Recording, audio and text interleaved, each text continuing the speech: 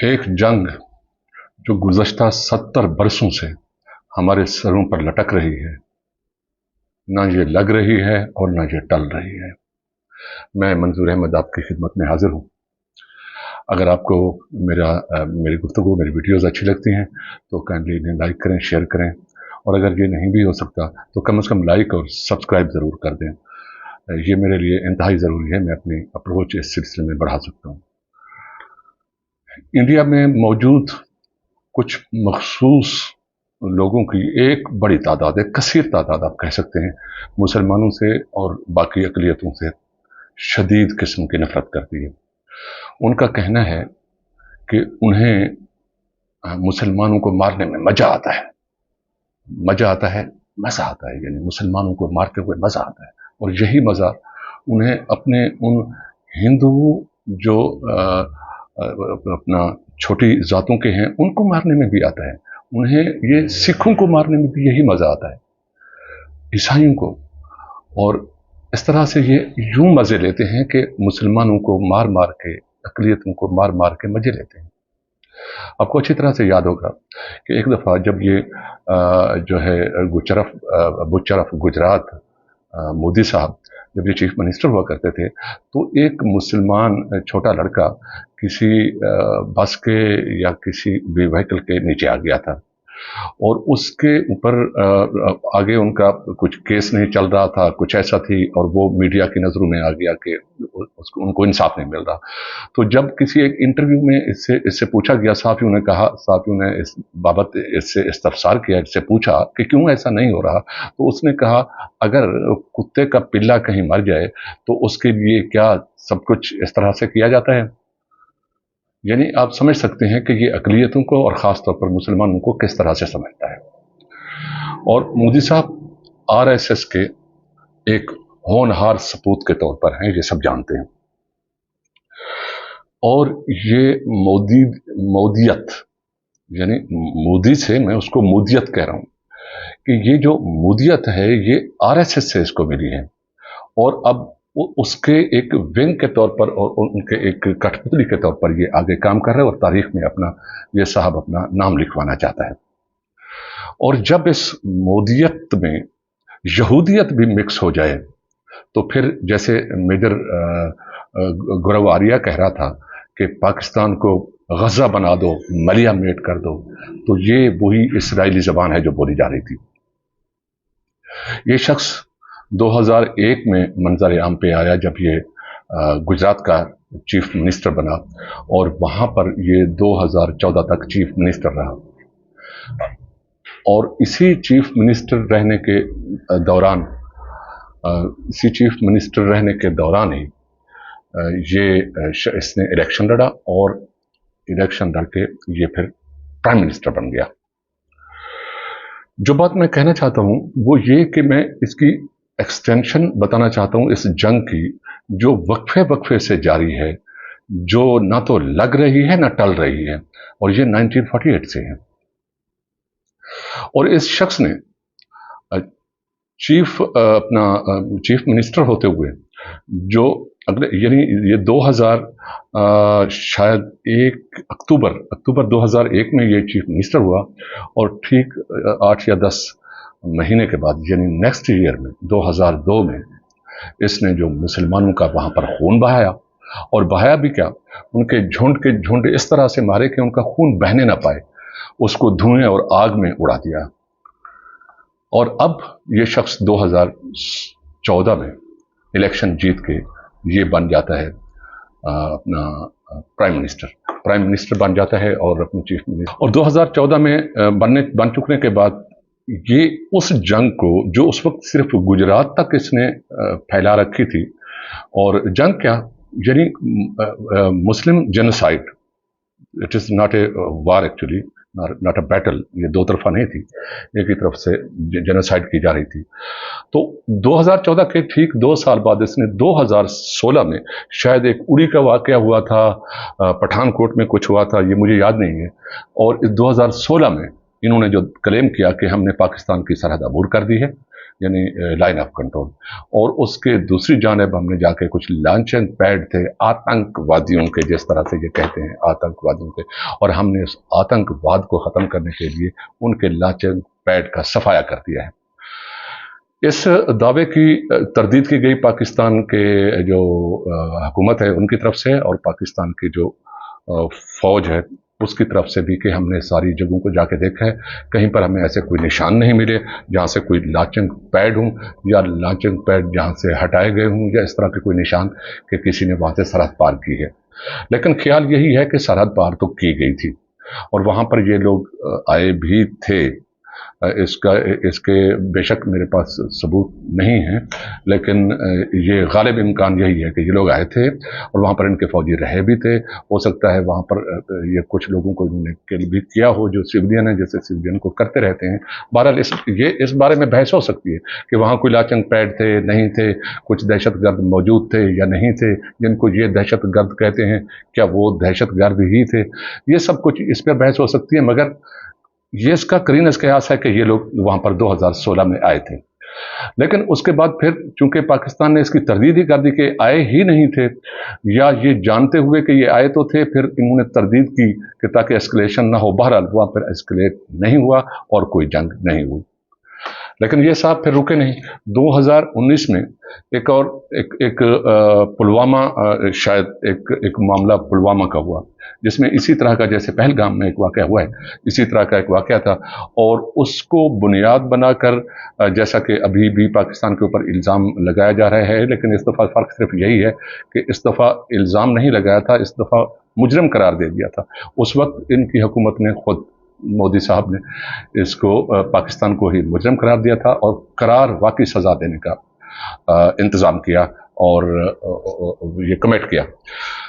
2019 आपको याद है कि फिर इन्होंने कुछ ही दिनों में बालाकोट पे आके सर्जिकल स्ट्राइक की, वहाँ पर पेलोड गिराया और हबड़ दबड़ में अपना पेलोड गिरा दिया। जो जहाँ पर ये हिट करना चाहता था जिन घरों को, वो तो हिट नहीं हुए, जानबूझकर नहीं किया, सिर्फ अपनी डराना चाहते थे या जो भी था। इनकी फ़ौज और सिविलियन हुकूमत के दरमियान या टाइट कोऑर्डिनेशन नहीं थी।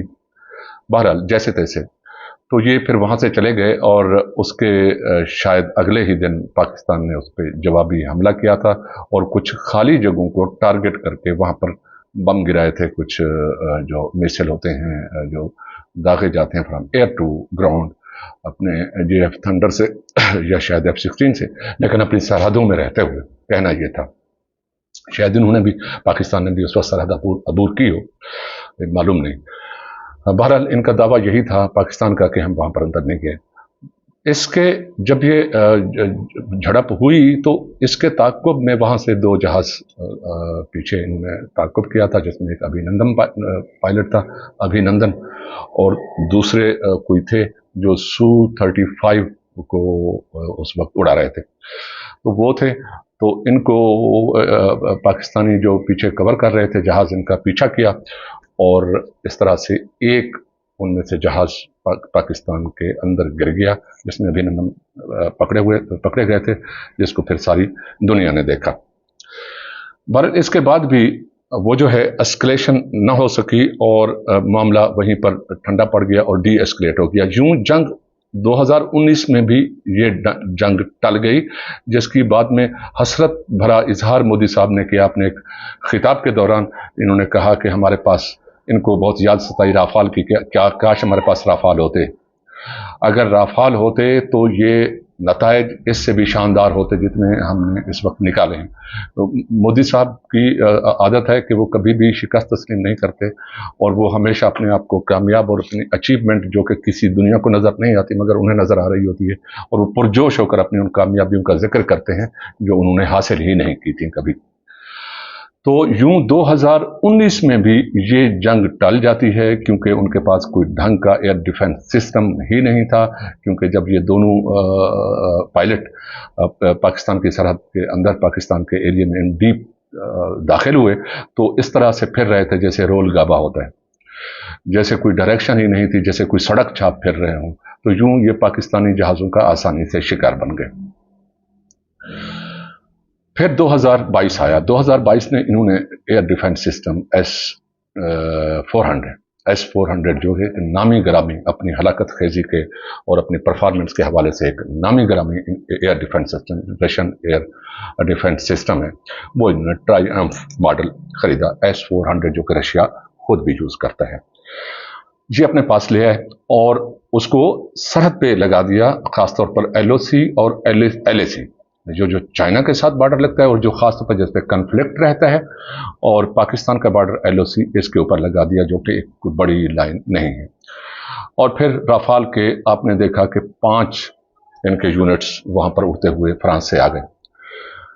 ظاہر ہے ان کی ٹریننگ، ان کی انڈکشن صرف مشین ہی نہیں ہوتی، ان کی ٹریننگ، ان کی سافٹ ویئر کی انٹیگریشن اور اس کا انٹرفیس جو آپ کے ایگزسٹنگ سسٹم ہے ان کے ساتھ، ایگزسٹنگ انوائرمنٹ، ایگزسٹنگ تھریٹس، اس کی دوری، اللہ بلا بہت ساری چیزیں ہوتی ہیں باہر، ان کو ٹیکنیکل ایکسپرٹس سمجھ سکتے ہیں. تو پھر لوگوں کی ٹریننگ اور پھر ایکسرسائزز، یہ سب کرتے کرتے اس کو 1 سال مزید لگ گئے. اور پھر آ گیا 2025. پھر 2025 کو 6 اور 7 مئی کی درمیانی شب پہلے ایک واقعہ ہوا، پہلگام کا واقعہ ہوا. انٹیلیجنس سے انہوں نے اطمینان حاصل کر لیا جب کہ کیا ٹریننگ ان کی مکمل ہو چکی ہے. اگر یہ ٹریننگ مکمل ہو چکی ہے اور S-400 بھی فنکشنل ہے، پوری طرح سے فعال ہے اور انٹیگریٹڈ ہے، اس کے اوپر ہاتھ صاف کر لیا گیا ہے، ہاتھ سیدھے کر لیے گئے ہیں، جب انٹیلیجنس نے ان کو گو ہیڈ دے دیا تو تب اڑی پٹھان کوٹ اس طرح کی طرز کا ایک اور جو ہے پلوامہ طرز کا ایک اور پھر چاہیے ہوتا ہے اس سے پہلے ایک واقعہ. تو میں اب کیوں مجھے یقین ہونے لگا ہے کہ اس میں بہر صورت ایک ڈرامہ رچایا گیا جس کو فالس فلیگ آپریشن کہا جاتا ہے. اب یہ لگنے لگا ہے. کیوں؟ کیونکہ میں پوری ان کوہیرنس میں آپ کو بتا رہا ہوں کہ واقعات جو سیریز آف ایونٹس ہے کس طرح سے آگے پیچھے جا رہے ہیں. کیوں 2025 آ گیا؟ 2019، 20، 21، 22، 23، 24 ان میں کیوں نہیں ہوا؟ 25 ہی کیوں؟ وہ میں نے آپ کو بتا دیا. ٹریننگز، انٹیگریشن، سسٹم کا فعال ہونا، فنکشنل ہونا، ایکسرسائز کرنا، یہ سارا کچھ تھا. اور پھر کچھ دیر ان کو لگ گئی کہ وہاں پر جو LAC چائنا کا بارڈر ہے وہاں پر بھی کچھ یہ دن انگیج ہو گئے تھے. خیر، اب ان کو چاہیے تھا ایک واقعہ جو پہلگام کا، انہوں نے پھر وہ اس کو ایگزیکیوٹ کرایا اور اس دہشت گردانہ واقعے کے 5 یا 10 منٹ بعد جو مودیت کا، جو RSS کا، جو یہودیت کا ایک ونگ ہے، گودی میڈیا ونگ، اس نے پاکستان کو اس دفعہ ملزم نہیں مجرم ہی قرار دے دیا. مجرم قرار نہ صرف دے دیا بلکہ قرار واقعی سزا دینے کا مطالبہ زور پکڑنے لگا. اور پھر آپ نے دیکھا 6 اور 7 مئی کی درمیانی شب پاکستان کے کئی شہروں پر ان لوگوں نے اپنے جہازوں کے ذریعے حملے کر دیے، جس میں بہاولپور، راولپنڈی، لاہور، سیالکوٹ یہ شامل ہیں. اور جب تک وہ انٹرسیپٹ کرتے تو یہ کافی سارا نقصان پہلے ہی پہنچا چکے تھے، جس میں بہت سارے سیویلین مارے گئے بہاولپور میں، اور باقی جگہ پہ بھی کچھ نقصان ہوا. یوں اگلا دن آ گیا. اگلا دن سارا دن یہ خبریں سنتے رہے ہم لوگ بھی، اور پھر جو پاکستان کی عسکری قیادت اور جو حکومت ہے یہ اپنے طور پر پلان کرنے لگا کہ ہم اس کا ریٹیلیٹ کیسے کریں گے. لیکن ابھی تک انڈیا نے یہ نہیں بتایا تھا کہ ہم نے اپنا جو سرجیکل سٹرائک ہے یا جو اپنا اٹیک ہے یہ کمپلیٹ کر لیا ہے اور اس سے آگے نہیں کریں گے. ایسی کوئی بات وہاں سے نہیں آئی. پورا دن اس میں لگا رہا اور پاکستان جو ہے اپنے زخمی گنتا رہا اور زخمیوں کے زخم گنتا رہا. ابھی یہ سب کچھ ہو ہی رہا تھا کہ 2 دن گزرنے کے بعد اسرائیلی ساختہ ڈرونز کی ایک ٹڈی در لشکر یہ پاکستان پر ٹوٹ پڑا، جو رڈارز کی بو سونگتا رہا، पूरा दिन रात गए तक इन्होंने पूरा दिन हमें सांस नहीं लेने दिया। उनमें से कुछ मारे भी गए, मगर अपने पीछे वो जो ड्रोन्स थे जिनका स्पेसिफिकली काम यही था कि वो राडार्स की, एयर डिफेंस सिस्टम के राडार्स की बूँ सूंघे और अपनी उनकी जो लोकेशन है उसके बारे में, अपने उसकी लोकेशन के बारे में जो है इसको वो निशानदही करें। तो यूं जब तक वो मारे जाते हुए ये सारी की सारी निशानदही वो इसके लिए कर चुके थे। यूं पूरी रात गुजर चुकने के बाद सुबह जो है पूरा दिन ये बू सूंघते रहे और उस रात को फिर इन्हीं की निशानदही के ऊपर पाकिस्तान के एयर डिफेंस सिस्टम्स पे हमले किए गए, जिसमें खास तौर पर ये इसका काफ़ी नाम आया एयरबेस का, जो एयर मार्शल नूर खान वाली एयरबेस है इसके ऊपर, और लाहौर के एयर डिफेंस सिस्टम को भी जुज़वी तौर पर नुकसान पहुंचाया, जो कि पाकिस्तान ने कहा कि जुज़वी तौर पर पहुंचाया, हो सकता है जुज़वी भी काफ़ी ज़्यादा हो। अब क्योंकि जंग के दौरान ये जब सब चल रहा होता है तो पूरी तरह से मालूमात को सच से अलग करके, झूठ और सच को अलग करके देखना थोड़ा मुश्किल होता है, और ये ज़रूरी भी होता है ताकि अवाम कूल एंड काम रहें। लेकिन अवाम अलबत्ता उनके साथ खेलती रही अगर कोई ड्रोन गिर जाता था, क्योंकि उनको हलाकत खेजी का पता नहीं था, क्योंकि इतने वो हलाकत खेज थे भी नहीं। वो जिस काम से आए थे वो अपना काम कर रहे थे, वो मैपिंग कर रहे थे, हमारे एयर डिफेंस सिस्टम की वो कर रहे थे, निशानदही कर रहे थे, वो अपना काम कर रहे थे। फिर बिलाखिर उसी रात को इन लोगों ने फिर रात को हमले किए उनकी निशानदही पर, और एयर डिफेंस सिस्टम को कुछ इंस्टॉलेशन को, 3 कम से कम इंस्टॉलेशन को नुकसान पहुंचाया, जिसमें एयर मार्शल नूर खान एयरबेस थी, लाहौर में एक एयर डिफेंस सिस्टम था, और एक शायद पिंडी या कराची में था, और सिविलियन आबादी पर भी बहुत गिरे, खेतों में गिरे, ये तो मक्खियों की तरह से भिन भिना रहे थे हर तरफ। अब उस रात की सुबह जब ये खूनी रात गुजर गई, सुबह फजर की नमाज लोगों ने पढ़ी तो पाकिस्तान ने अपना पहला जवाब दिया, जिसकी गूंज पूरी दुनिया में सुनाई दी। अब पाकिस्तान ने कुल जहाज कितने गिराए, उसमें राफाल कितने थे, या दोनों तरफ से कितना नुकसान हुआ, ये सब कुछ इससे कता नजर। मैं सिर्फ ये बताना चाहता हूं कि जंग जो मुसल्लत है, जो मुअल्लक है, मुसल्लत नहीं है, मुअल्लक है, जो सरों पर लटक रही है, वो अभी भी नहीं लड़ी गई, अब भी वो पोस्टपोन हो गई है। ये ज़रूर होगी, अब फिर किसी और चीज़ की कमी महसूस की जाएगी। मोदी साहब को इसका जिक्र मोदी साहब ज़रूर करेंगे, किसी न किसी तकरीर में, जज्बाती आदमी है, ये ज़रूर करेंगे और बताएंगे कि उन्हें किस चीज़ की कमी महसूस हुई। तो ये जंग जो बदकिस्मती से अभी भी हमारे सरों पर है, और मैं अभी भी इसको बदकिस्मती कहूँगा कि ये इस वक्त पोस्टपोन हो गई, क्योंकि ये जब तक होगी नहीं उस वक्त तक ये टलेगी भी नहीं। ये जंग होना वाजिब है, ये होना करार पाई थी, और ये होके रहेगी। और शायद फिर ये जब सब कुछ अपना हासिल कर लें, जिनकी कमी वो महसूस करेंगे, तो हो सकता है फिर उनके चंद बरसों बाद ये जंग लड़ी जाए जो आर या पार कर दे। अल्लाह हाफिज।